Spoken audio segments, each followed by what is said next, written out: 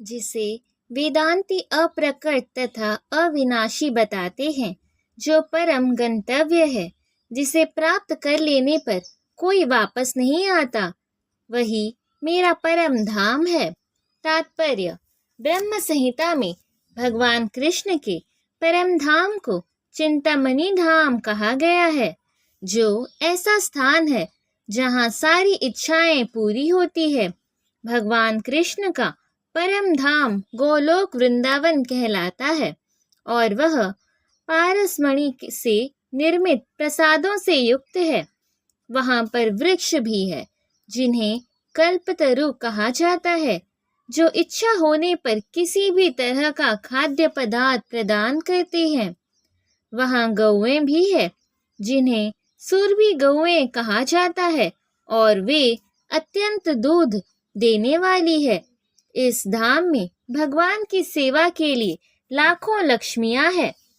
वे आदि भगवान गोविंद तथा समस्त कारणों के कारण कहलाते हैं। भगवान वंशी बजाते रहते हैं। वेणु वल्कंतम उनका दिव्य स्वरूप समस्त लोकों में सर्वाधिक आकर्षक है। उनके नेत्र कमल दलों के समान है और उनका शरीर मेघों के वर्ण का है। वे इतने रूपवान हैं कि उनका सौंदर्य हजारों कामदेवों को मात करता है। वे पीत वस्त्र धारण करते हैं, उनके गले में माला रहती है और केशों में मोर पंख लगे रहते हैं।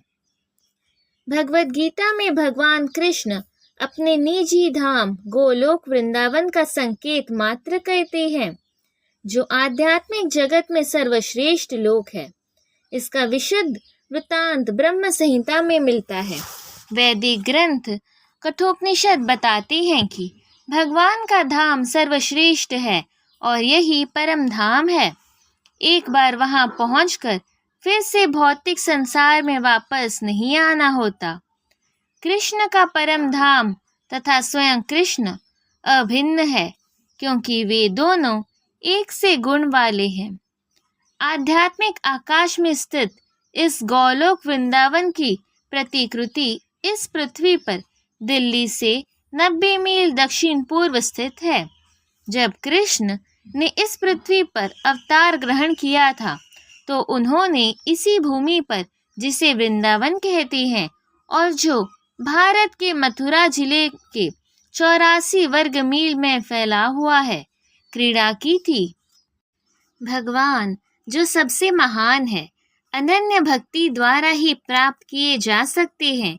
यद्यपि वे अपने धाम में विराजमान रहते हैं, तो भी वे सर्वव्यापी है और उनमें सब कुछ स्थित है।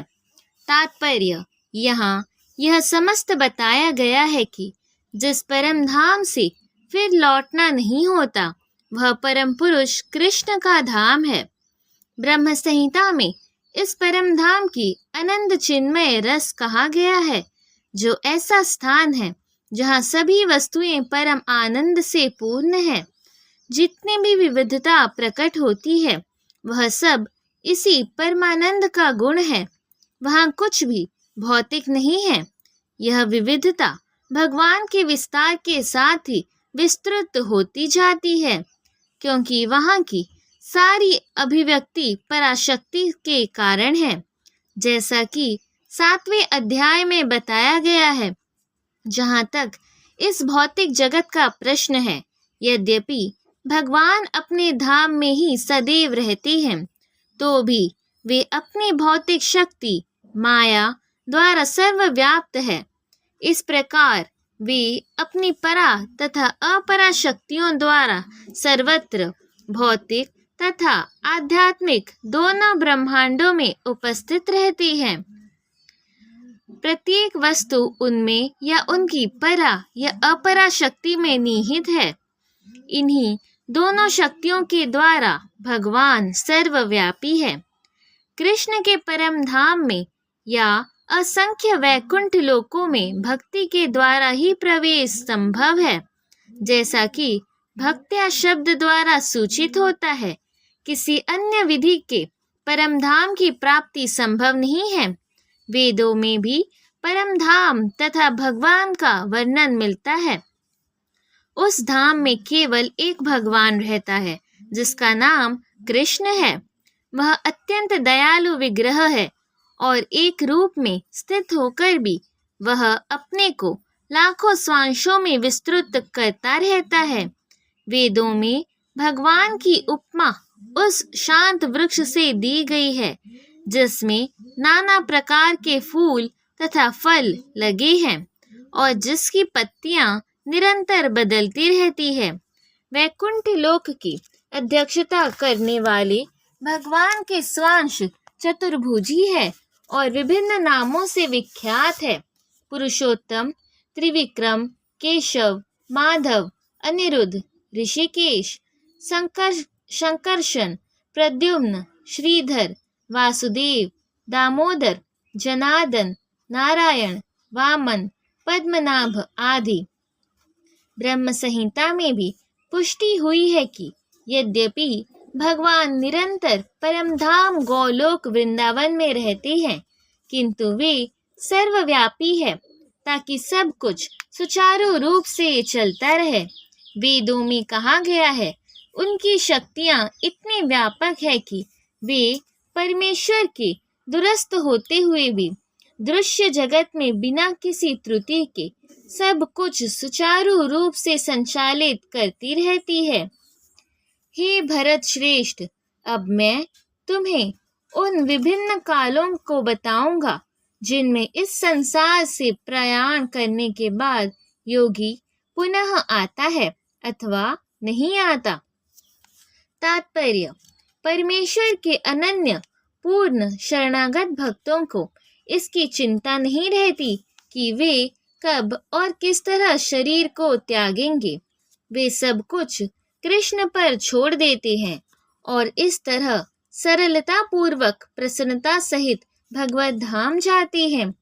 किंतु जो अनन्य भक्त नहीं है और कर्म योग, ज्ञान योग तथा हठ योग जैसी आत्म साक्षात्कार की विधियों पर आश्रित रहती हैं, उन्हें उपयुक्त समय में शरीर त्यागना होता है जिससे वे आश्वस्त हो सके कि इस जन्म मृत्यु वाले संसार में उनको लौटना होगा या नहीं। यदि योगी सिद्ध होता है तो वह इस जगत के शरीर छोड़ने का समय तथा स्थान चुन सकता है, किंतु यदि वह इतना पटु नहीं होता तो उसकी सफलता उसके अचानक शरीर त्याग के संयोग पर निर्भर करती है। भगवान ने अगले श्लोक में ऐसे उचित अवसरों का वर्णन किया है कि कब मरने से कोई वापस नहीं आता। आचार्य बलदेव विद्याभूषण के अनुसार यहाँ पर संस्कृत के काल शब्द का प्रयोग काल के अधिष्ठता देव से के लिए हुआ है।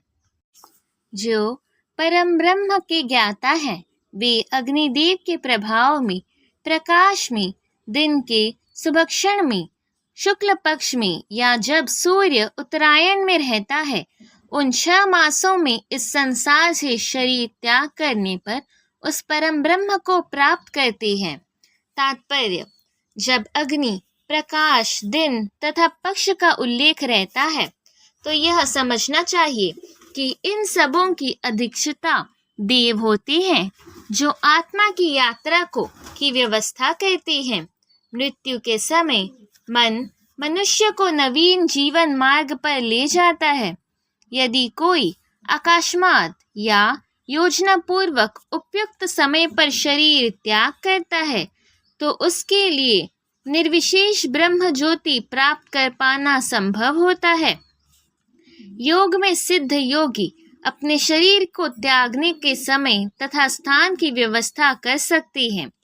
अन्यों का इस पर कोई वश नहीं होता। यदि संयोग वश वे शुभ मुहूर्त में शरीर त्यागते हैं तब तो उनको जन्म मृत्यु के चक्र में लौटना नहीं पड़ता, अन्यथा उनके पुनरावर्तन की संभावना बनी रहती है।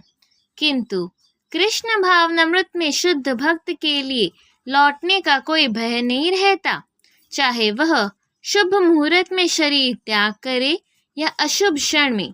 चाहे अकस्मात शरीर त्याग करे या स्वेच्छापूर्वक।